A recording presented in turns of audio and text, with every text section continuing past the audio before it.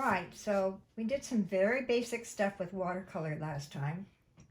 I want to tell you a little bit more about the properties of watercolor and why I love it so much. One of the things about watercolor is, it's, as I said last time, it's transparent, which means when you use watercolor paper, which has a texture, and you put watercolor on the surface, the little bumps and ridges show through. So you can paint a painting, almost a complete painting, with one hue, starting with a very light and going to dark.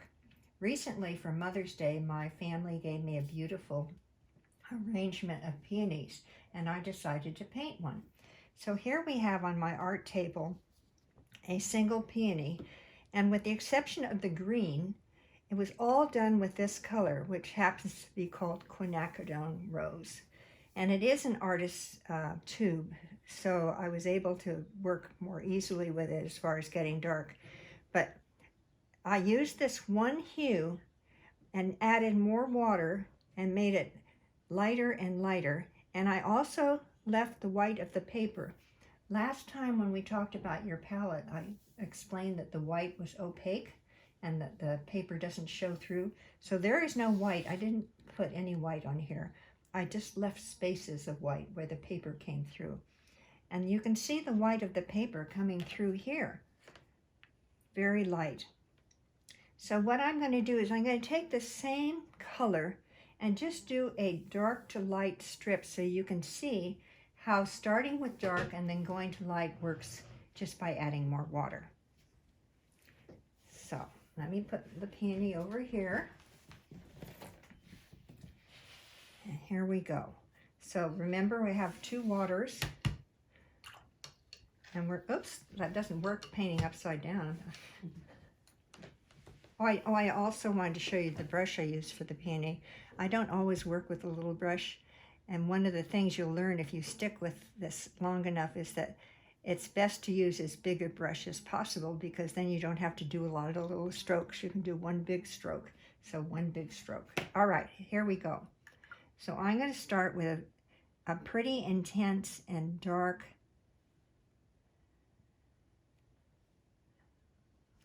amount of water.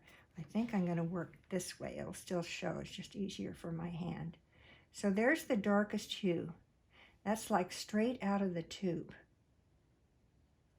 Now I'm going to add some water to that.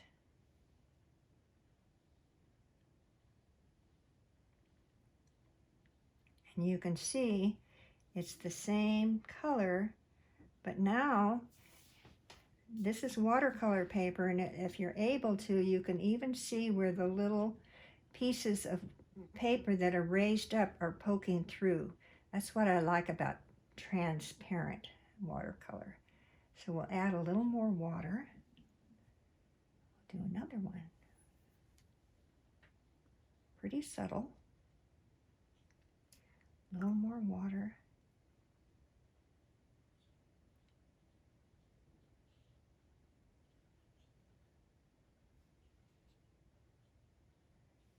So if you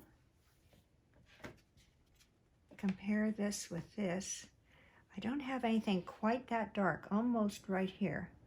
But you can see that I used a lot of these lighter tones to create the peony. So that's one of the wonderful things about watercolor, is depending on how much pigment you put on the paper, you can get some different intensities.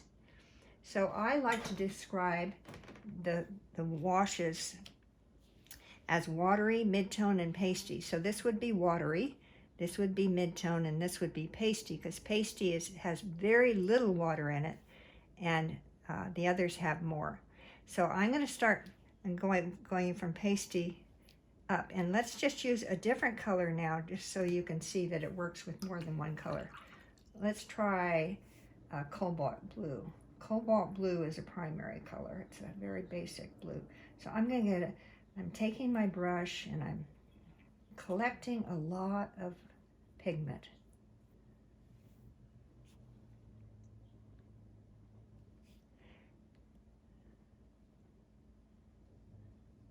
So there's not very much water and there's a lot of pigment. That's what I would call pasty. That's pretty intense. Now I'm going to add a little water and we'll get a mid-tone. You notice I'm going to leave a little bit of white in between because when watercolor touches each other, you have what's called a happy accident. They run together, which in this case wouldn't matter really too much. Can you see the little bumps of the paper showing through in the mid-tone? We'll add a little more water.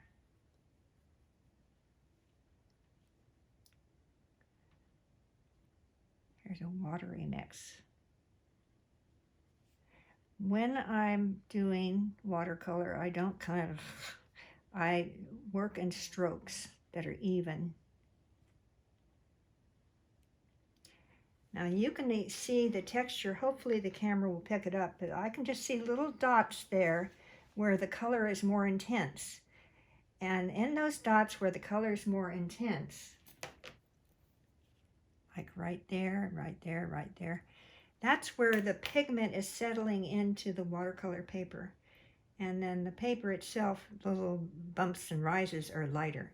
And that's what makes watercolor so much fun and so interesting.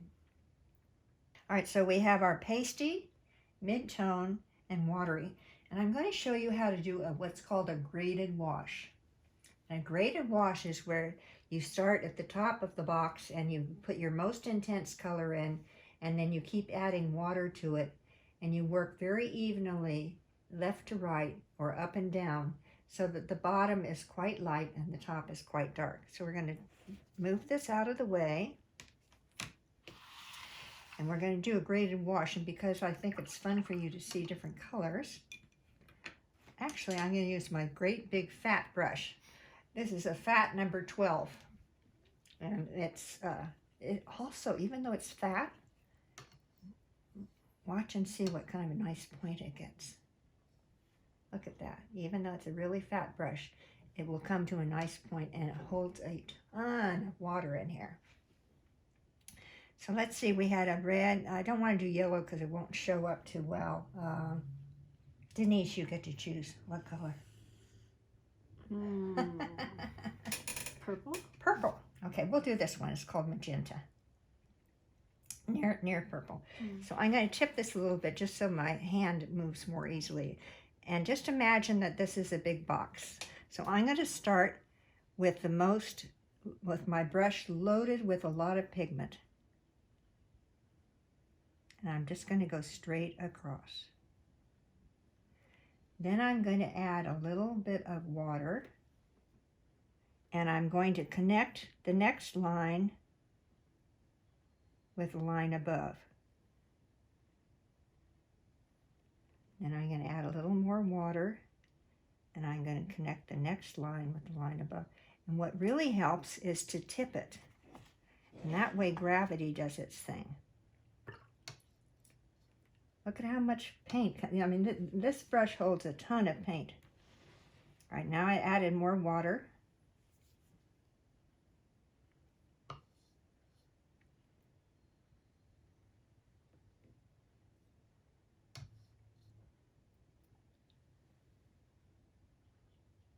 All right, so if gravity does its job, what's going to happen is I'm going to get what's called a bead. I'm going to get a bead of water. I'm going to encourage a bead by adding a little more. See the bead of water on the bottom? If I leave that bead of water on the bottom, it will kind of what we call bloom back up into the box, so the box won't be as even. But all I have to do to get rid of my bead of water is to take a dry brush. Be sure to dry the brush because water in watercolor always moves from wet to dry. So now my brush is dry and I'm going to soak up. See how I soak up those bead of wash. So that's called a graded wash. And if I did it more carefully and slowly, you wouldn't see any lines at all. It would just be from dark to light. So you can see how many wonderful colors you can get from one hue. And you can see on the bottom, once again, the paper texture is doing its thing. Here comes another little bead, and I would just wipe it off. Now, we're going to do 3 different techniques of painting. I'm going to put this away, my Magenta. And we're going to demonstrate that when you are painting, painting, let's say you're doing a landscape or something, you can paint one of 3 ways. You can paint with the paper already wet. Sometimes artists will wet their entire paper with a sponge and kind of let it dry a little bit before they put the paint on it, because they like the look of wet on wet. You can use wet paint on dry paper, or you can do layers. You can put some paint on the paper, let it dry, and do another layer. So we're going to do all 3, and we're going to start wet on wet. So I'm going to clean my brush, and I'm going to just put water. I'm going to put a square of water. Has a tiny bit of color in it. There's a square of water. So that's wet. Now my paper's wet. Now I'm going to now put a color on it. And when you put a color on wet paper, it does all kinds of fun things.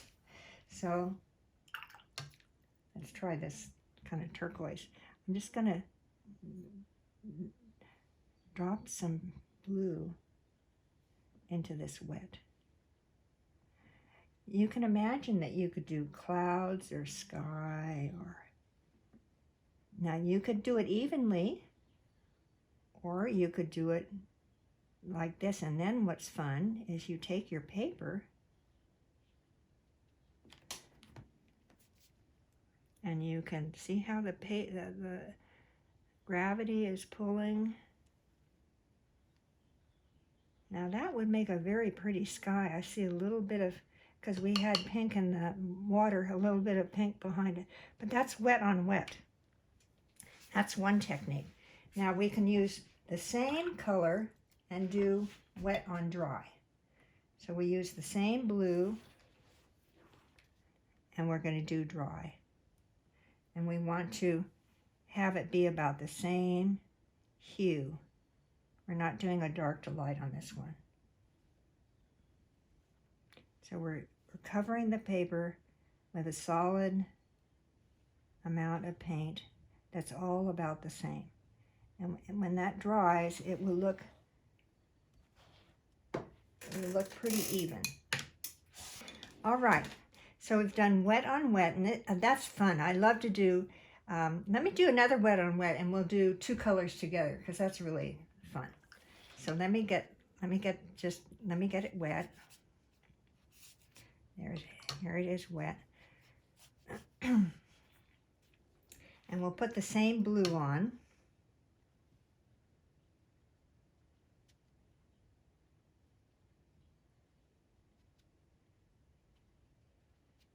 But now we're going to mix it with another color. Take a red and just drop some red in and see what happens. So you can kind of twist and turn, and all kinds of fun and magical things happen.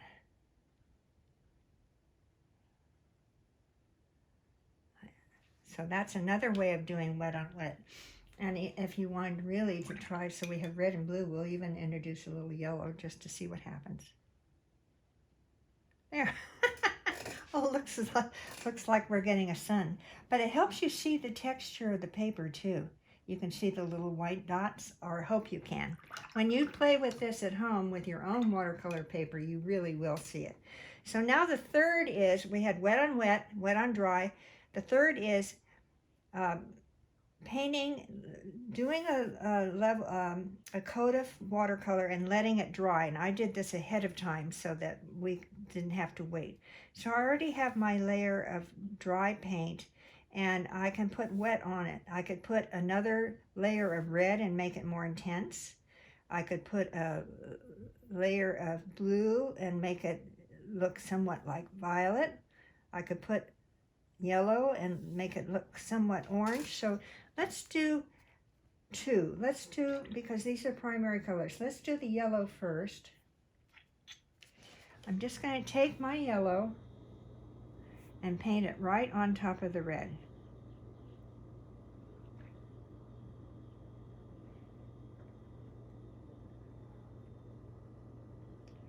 And what it probably will do, which it is doing, thankfully, is we get a nice orange. And the orange that you get from that is much more interesting than the orange just from the tube, because the colors mix together and the paper kind of disturbs it a little bit. And for me, it's just a personal, it's a much richer orange than the orange if I would just dip into a ready-made orange. Now let's see if we can add some blue to the bottom and see what happens. I'm going to leave a little bit of the red in the middle so that you can see.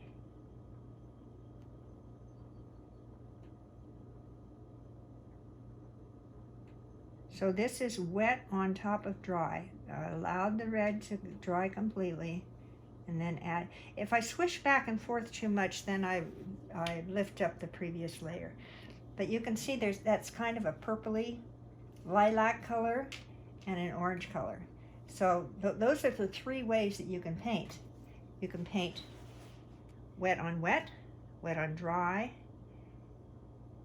wet on wet with more than one color, and then painting a first coat of whatever and then adding colors on top of it. So that's three ways of painting. All right. So we covered a lot of ground today. We talked about graded washes. We talked about using just one color with different amounts of water in it to make a light or dark image. We talked about several ways of putting paint on paper: wet on wet on dry, more than one wet color mixing together, and then doing one layer and then letting it dry and doing another layer.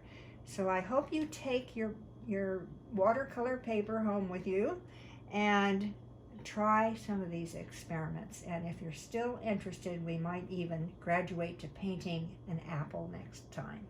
Thanks for listening. It's been fun to meet with you. Bye.